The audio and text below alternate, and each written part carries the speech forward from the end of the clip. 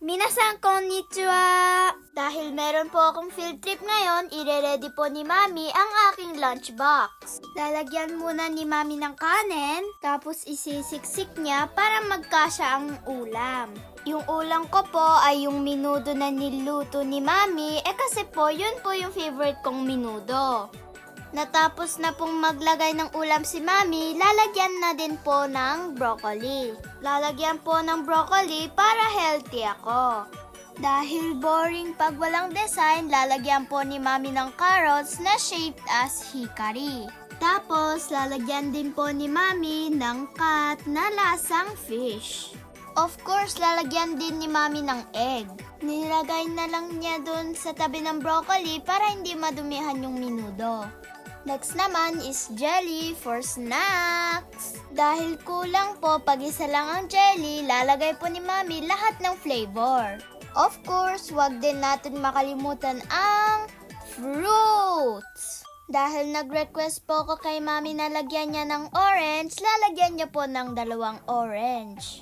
Dahil meron pang space sa lunchbox ko, lalagyan pa ni Mami ng peras. Hindi po ako mahilig sa pipino, pero lalagyan po ni Mami ng pipino. Dahil ang cute ng cat, dadagdagan pa ni Mami.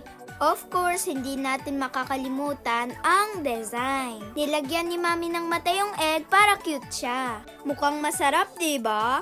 Itatry ko na lang po lahat ng best ko para maubos yung lunchbox. Hehe, tutusukan ng randosary ni Mami ang mikan.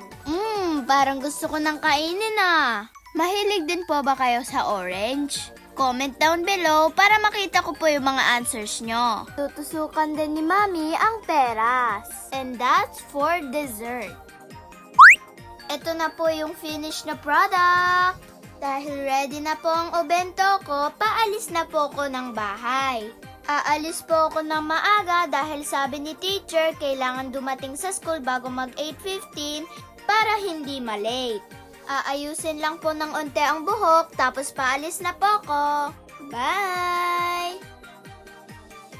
Dahil malapit lang po ang school, hindi po ako nagmamadali. Maglalakad lang po ng mga 30 seconds ay nandyan na po ako sa school.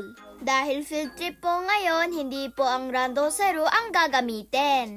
Padating na ako sa school.